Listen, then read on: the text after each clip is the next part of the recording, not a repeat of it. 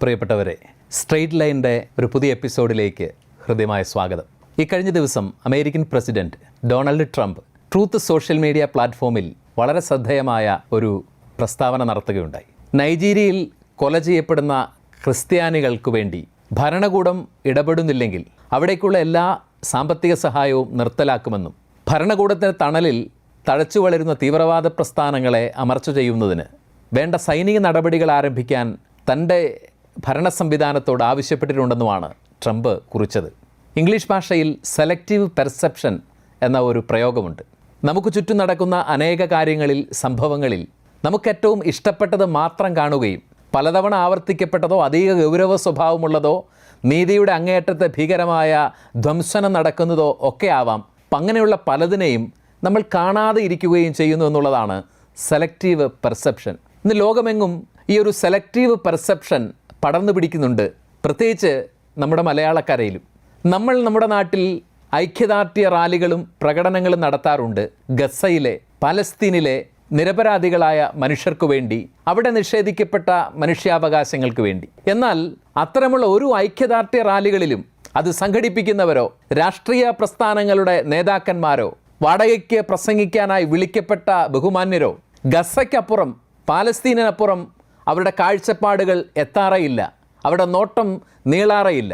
അവരാരും ഇന്നോളം നൈജീരിയയിലെ, സുഡാനിലെ, അർമേനിയയിലെ, ഇറാഖിലെ, സിറിയയിലെ നിരപരാധികളായ ബഹുശതം വരുന്ന മനുഷ്യർക്കു വേണ്ടി ഒരക്ഷരം ഉരിയാടിയിട്ടില്ല. അവിടെ ധ്വംസിക്കപ്പെടുന്ന മനുഷ്യാവകാശങ്ങൾക്ക് വേണ്ടി ഇന്നോളം ശബ്ദിച്ചിട്ടില്ല. അവിടെ നിന്നുയരുന്ന നിലവിളികൾ അവരുടെയൊക്കെയും ബധിരകർണങ്ങളിൽ തട്ടി നിശബ്ദമായി മാറുക മാത്രമാണ് ചെയ്തിട്ടുള്ളത്. നൈജീരിയയെക്കുറിച്ചാണ് ട്രംപ് പറഞ്ഞത്. വളരെ ഗൗരവത്തോടെ ലോകം നോക്കേണ്ട ഒരു രാജ്യമാണ്. അവിടുത്തെ ക്രൈസ്തവർ ഒരു വംശഹത്യയുടെ വക്കിലെത്തി നിൽക്കുകയാണ്. കഴിഞ്ഞ 15 വർഷത്തിനുള്ളിൽ 1,30,000 മനുഷ്യർ മതത്തിൻ്റെ പേരിൽ നിഷ്ഠൂരമായി കൊല ചെയ്യപ്പെട്ട ഒരു രാജ്യമാണ് നൈജീരിയ.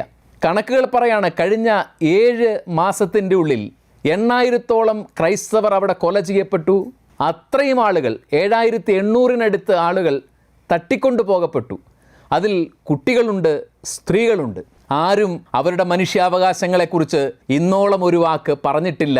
അവിടെ നിന്ന് ഉയർന്ന നിരപരാധികളുടെ നിലവിളികളെ ഗവനിച്ചിട്ടേയില്ല. പ്രതിദിനം നൈജീരിയയിൽ ഇപ്പോൾ കണക്കുകൾ പറയുന്നത് 30 ക്രൈസ്തവർ ഓരോ ദിവസവും കൊല ചെയ്യപ്പെടുന്നു എന്നുള്ളതാണ്. നൈജീരിയയിൽ നിന്നുള്ള വളരെ ഹൃദയഭേദകമായ കരളലിയിക്കുന്ന ഒരു കഥ പറയാം. 2018 നൈജീരിയയുടെ തലസ്ഥാനമായ അബൂജയുടെ പ്രാന്തപ്രദേശങ്ങളിലുള്ള ഒരു ക്രൈസ്തവ കുടുംബത്തിൻ്റെ കഥയാണ്. തങ്ങളുടെ കൃഷിയിടത്തിൽ അപ്പനും അമ്മയും 5 മക്കളും അടങ്ങുന്ന ഒരു കുടുംബം ജോലി ചെയ്തുകൊണ്ടിരിക്കുമ്പോഴാണ് ബോക്കോ ഹറാമിൻ്റെ തീവ്രവാദികൾ അവരെ വളയം ചെയ്യുന്നത്. ആ കുടുംബത്തിൻ്റെ മുമ്പിൽ ജീവിക്കാൻ ഒരു ഔദാര്യം ഈ തീവ്രവാദികൾ വെക്കുകയാണ്. ആ കുടുംബത്തിലെ മൂത്ത മകളുടെ കൂടെ, ജുനൈദ എന്നാണ് ആ പെൺകുട്ടിയുടെ പേര്, അവളുടെ കൂടെ അപ്പൻ ലൈംഗിക ബന്ധത്തിലേർപ്പെടുകയാണെങ്കിൽ കുടുംബത്തെ ജീവിക്കാൻ അനുവദിക്കാം. ആരുടെ മുമ്പിലാണ്? അപ്പൻ മകളുമായി ലൈംഗിക ബന്ധത്തിലേർപ്പെടാം. ഈ തീവ്രവാദികളുടെയും ആ കുടുംബത്തിൻ്റെയും കൺമുമ്പിൽ, പെറ്റമ്മയുടെയും സഹോദരങ്ങളുടെയും മുമ്പിൽ. അതായിരുന്നു ജീവിക്കാനുള്ള ഉപാധി. ആ പിതാവ്, നീതിബോധമുള്ള ക്രൈസ്തവൻ, മരണമാണ് തിരഞ്ഞെടുക്കുന്നത്. ജുനതയൊഴിച്ച് ആ കുടുംബത്തിലെ ബാക്കി എല്ലാ അംഗങ്ങളും തീവ്രവാദികളുടെ തോക്കിനിരയായി. അവൾ ലൈംഗിക അടിമയായി പിടിക്കപ്പെട്ടു.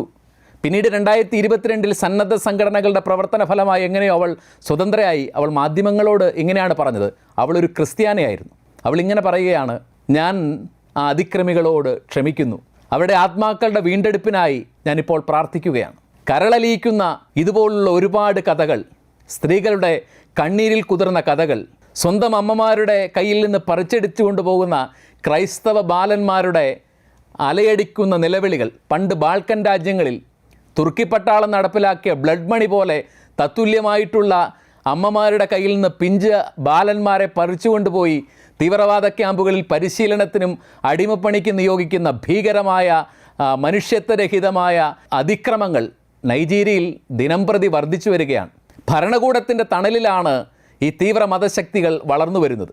സുഡാനിലെ സ്ഥിതി വ്യത്യസ്തമല്ല. ആഭ്യന്തര കലഹത്തിൻ്റെ പേരിൽ കഴിഞ്ഞ ദിവസം 2,500-ലധികം ആളുകളെയാണ് നിർത്തി തീവ്രവാദികൾ തോക്കിനിരയാക്കിയത്. പുരാതന അർമേനിയൻ ക്രൈസ്തവർ താമസിച്ചിരുന്ന അസർബൈജാൻ്റെയും അർമേനിയയുടെയും ഇടയ്ക്കുള്ള നഗോർണോ കാരബാക്ക് എന്ന് പറയുന്നൊരു പ്രദേശമുണ്ട്. അവിടെ നിന്ന് 2 വർഷം മുമ്പ് തുർക്കിയുടെയും റഷ്യയുടെയും പിന്തുണയോടെ അസർബൈജാൻ്റെ പട്ടാളം 1,20,000 മനുഷ്യരെ അർമേനിയയ്ക്ക് ആട്ടിപ്പായിച്ചിട്ടുണ്ട്. അവരെവിടെ എത്തിയെന്നോ മരുഭൂമിയിൽ എത്ര മരിച്ചു വീണെന്നോ ലോകത്തിനൊരു കണക്കില്ല, അറിയാനൊട്ട് ആഗ്രഹവുമില്ല. കാരണം അവർ ക്രൈസ്തവരായിപ്പോയി എന്നുള്ളതാണ്. ഇറാഖിൽ, സിറിയയിൽ ഈ കഴിഞ്ഞ വർഷങ്ങളിലെ ആഭ്യന്തര സംഘർഷങ്ങൾക്കിടയിൽ കൊല ചെയ്യപ്പെട്ട ക്രൈസ്തവരുടെ എണ്ണം ആർക്കെങ്കിലും വല്ല തിട്ടവുമുണ്ടോ? നമ്മൾ അതിമാരകമായ സെലക്റ്റീവ് പെർസെപ്ഷൻ എന്ന് പറയുന്ന രോഗത്തിന് അടിമകളായിപ്പോയി, മനസ്സാക്ഷി പോലും മരവിച്ചവരായിപ്പോയി എന്നുള്ളതാണ് യാഥാർത്ഥ്യം. നമുക്കിവിടെ ഐക്യദാർഢ്യ സമ്മേളനങ്ങൾ ഉണ്ടാവണം, റാലികൾ ഉണ്ടാവണം. അതെപ്പോഴാണ് നിഷ്പക്ഷവും മതേതരവുമാകുന്നതെന്നറിയാമോ? ആ റാലികളിൽ ഗസയിലെ മനുഷ്യർക്ക് വേണ്ടി, അവരുടെ അവകാശങ്ങൾക്ക് വേണ്ടിയും അവിടുത്തെ കുഞ്ഞുങ്ങളുടെ കണ്ണീരിനെക്കുറിച്ചും പറയുമ്പോൾ അതേ വാഗൊണ്ട്, അതേ പ്ലാറ്റ്ഫോമിൽ നിന്ന് നമുക്ക് പറയാൻ പറ്റണം നൈജീരിയയിലെ പാവപ്പെട്ട മനുഷ്യരെക്കുറിച്ച്, അവിടുത്തെ സ്ത്രീകളെക്കുറിച്ച്, അവിടുത്തെ കുഞ്ഞുങ്ങളെക്കുറിച്ച്, സുഡാനിലെയും അർമേനിയയിലെയും ഇറാഖിലെയും സിറിയയിലെയും ക്രൈസ്തവരുടെ ദയനീയതയെക്കുറിച്ചും അവർ നേരിടുന്ന മനുഷ്യാവകാശ ധ്വംസനങ്ങളെക്കുറിച്ചും നമുക്കതേ വേദിയിൽ എന്ന് പറയാൻ പറ്റുന്നോ, അന്നാണ് നമ്മൾ യഥാർത്ഥ മാനവികതയുടെ വക്താക്കളാക്കി മാറുന്നത്. യഥാർത്ഥത്തിൽ നീതിബോധമുള്ള മതേതര സമൂഹമായിട്ട് നമ്മൾ മാറാൻ പോകുന്നത്. ഐക്യദാർഢ്യം പ്രഖ്യാപിക്കാനും പ്രതിഷേധിക്കാനും കൂടെ ആളില്ലെന്ന് കരുതി കൊല ചെയ്യപ്പെടേണ്ടവരല്ല ക്രൈസ്തവർ. അവരുടെ ചോരയ്ക്കും നിറം ചുവപ്പാണ്. അവരുടെ കവിളിലൂടെ ഒഴുകുന്ന കണ്ണീരിൻ്റെ രുചി ഉപ്പ് തന്നെയാണ്. അതുകൊണ്ട് നമ്മൾ മതം നോക്കിയല്ല, മനുഷ്യരെ നോക്കി, മാനവികതയുടെ അളവുകോലുകൾ നോക്കി, ഇക്കഴിഞ്ഞ വർഷങ്ങളിലൊക്കെയും മനുഷ്യ സമൂഹം വളർത്തിയെടുത്ത സംസ്കാരത്തിൻ്റെ ഔന്നത്യം നോക്കി വേണം പ്രതികരണങ്ങളും നിഷ്പക്ഷമായ ഐക്യദാർഢ്യ റാലികളും നടത്താൻ. അല്ലെങ്കിൽ നമ്മുടെ സമൂഹം സെലക്റ്റീവ് പെർസെപ്ഷൻ എന്ന് പറയുന്ന വൈകല്യമുള്ള ഒരു സമൂഹമായിട്ട് മാറും. മതങ്ങൾക്കപ്പുറം മനുഷ്യൻ്റെ നിലവിളിക്ക് നമ്മുടെ ചങ്കിനെ തുറക്കാൻ, കരളിനെ അലിയിക്കാൻ പറ്റട്ടെ എന്ന് മാത്രമാണ് ആശംസയും ആഗ്രഹവും. നന്ദി.